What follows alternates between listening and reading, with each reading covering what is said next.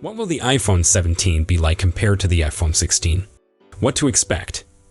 In September, Apple will probably show off its next phone. Is it worth the wait? I went to the Verizon shop over the weekend and was shocked by how many people were buying a new iPhone 16.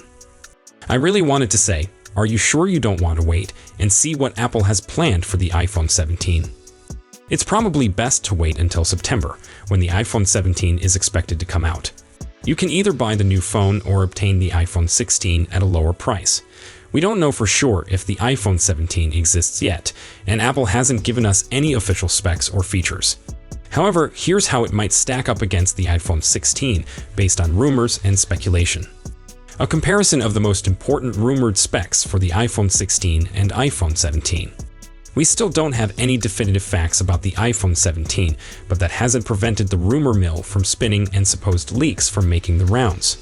Speculation runs over the entire iPhone 17 portfolio, from the Pro versions to what could be a smaller Air version, which may be Apple's reaction to the Samsung Galaxy S25 Edge. But I'm going to focus on the standard iPhone 17. 1. Screen difference. One of the most highly expected modifications could be that the iPhone 17 includes a 120Hz display, which would be extremely nice. Currently, only the iPhone Pro models feature that higher refresh rate, while the basic and Plus versions are stuck with a 60Hz display. Bumping that refresh rate could also encourage Apple to bring the always-on display to the standard model, making it easier to swiftly peek at the time and your alerts without waking your display. There's been some back and forth on whether the iPhone 17 will have a scratch-resistant anti-reflective display. But the most current sources claim the functionality will only be available on the iPhone 17 Pro and Pro Max, not the baseline iPhone 17 or the Air. So there may not be huge variations between the iPhone 16 and 17 on that front. Apple has meticulously reinvented the design of the iPhone 17 Pro and Pro Max, merging robustness with elegance. The aluminum glass hybrid design boosts the phone's structural stability while giving a sleek, modern aesthetic. A prominent feature is the revamped back panel, which has a unique glass area for the Apple logo, offering a basic yet striking visual appeal. To boost usage, Apple offered an anti-reflective matte display option, a terrific alternative for outdoor visibility. This function considerably lowers glare, ensuring the screen remains clear and brilliant even in strong sunlight or under direct lighting. The sleek design not only looks great but also boosts everyday usefulness. 2. Dynamic Island, smarter and more intuitive. The Dynamic Island, a trademark of Apple's recent designs, advances further in iOS 26.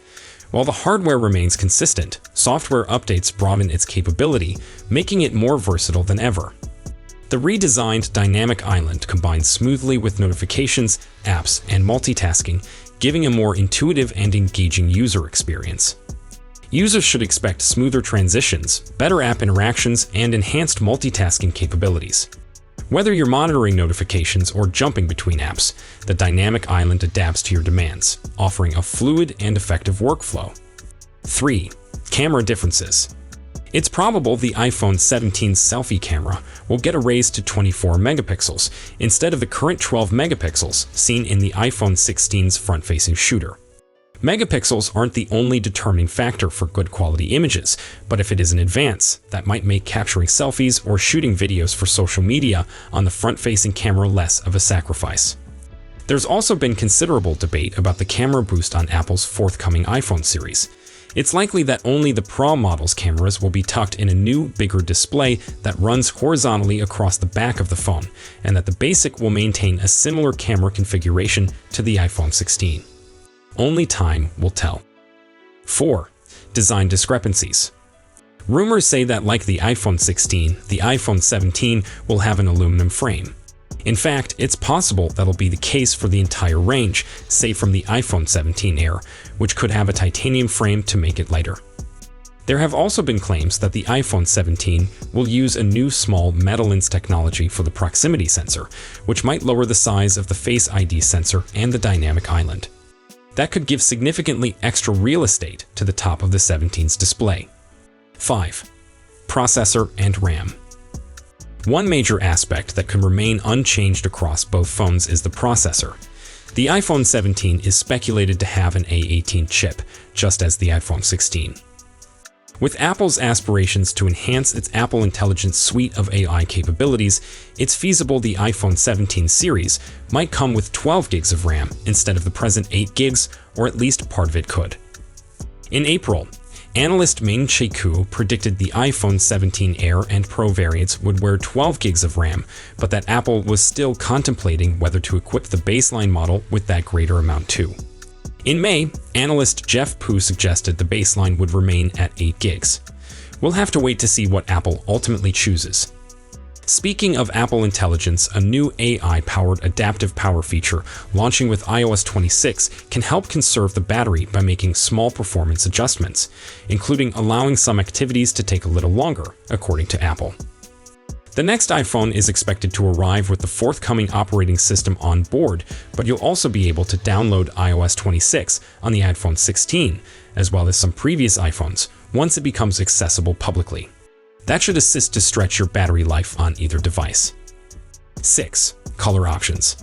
What's on the inside may be most crucial, but people also want to know what interesting colors the iPhone 17 could flaunt. Rumors claim the forthcoming device could come in black, blue, silver, purple, and green. For comparison, the iPhone 16 is available in black, white, pink, teal, and ultramarine. Everything we think we know about the iPhone 17 is still just rumor, so we'll have to see what Apple shows this fall. Should you buy an iPhone 16 now or wait for the iPhone 17? If you're in severe need of a new phone and can't wait any longer, who am I to stop you? But if you can sit tight until September, when Apple is likely to reveal the iPhone 17, you may either score the dazzling new device or get a discount on the iPhone 16. In prior years, the business decreased the price on older models by roughly $100. It's probable the modifications between the iPhone 16 and 17 will be very small. Apple likes to introduce fresh features on its Pro models before eventually pushing them out throughout the complete lineup, like it did with the dynamic island on the iPhone 14 Pro and Pro Max and the action button on the iPhone 15 Pro and Pro Max. So any sparkling new features will certainly appear on its more costly phones first, including as the reported anti-reflective display and updated cameras on the iPhone 17 Pro versions. But arguably the largest changes could happen next year with the 20th anniversary of the iPhone, for which Apple is apparently preparing a major shakeup of the phone's appearance, according to Bloomberg. That includes a long-rumored foldable version and a bold new Pro model that makes more extensive use of glass. The iPhone 17 may not even be unveiled yet, but it's never too early to be looking even further forward. The slightest change in the latest iOS 26 beta should be a guiding concept for Apple. We yesterday highlighted what is quite probably the smallest user-facing change in the latest iOS 26 beta, the ability to restore the camera app slider to its prior direction. While this is in itself a pretty modest improvement, I do think it needs to be a guiding concept for Apple's approach to user interfaces. To me, there are two main ways in which you might judge a user interface. The first is how intuitive it is. In other words, can you immediately see how to perform a function, even if you've never seen it before, and nobody has described the UI to you? The second is how natural and easy it seems once you do know how it works, even if it wasn't instantly intuitive when first encountered. In an ideal world, a UI will tick both boxes, but there are occasions when the second of these is more critical. For example, I recently discovered that the camera app slider is no longer instantly accessible. The lower slider has been replaced with two buttons, video and photo. I do think this makes great sense. Probably 98% of iPhone owners only ever utilize these two capabilities, and most of the 2% likely predominantly do so. I put replaced in inverted commas because the slider is still present. If you slide across these buttons, then all the prior options, time-lapse, slow-mo, and so on, show in the same way as they did previously. While this fails the intuitive criteria, it's a really efficient UI, and I've come to like it a lot. For me, it clearly passes the second test. However, Apple made another adjustment which both perplexed and annoyed me. It switched the direction of the slider. Previously, you were directing the direction in which the button traveled through the various camera selections. Now you are instead sliding the background beneath the button.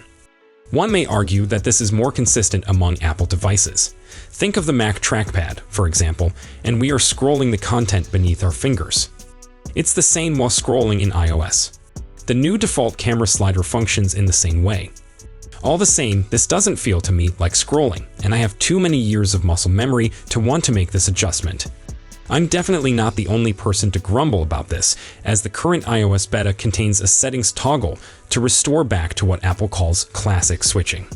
I've now switched the switch and I'm happy again. But it strikes me that, as a general principle, Apple should always offer an option to restore to the former behavior anytime it makes a 180-degree change like this. Like I said, this is the most nitpicky of nitpicky issues, but since it moderately irked me every time I used the camera app, I do think it's a sensible principle for Apple to follow. What are your thoughts? Please let us know in the comments. We'll be sure to keep you updated as soon as we have more information. Thanks for watching.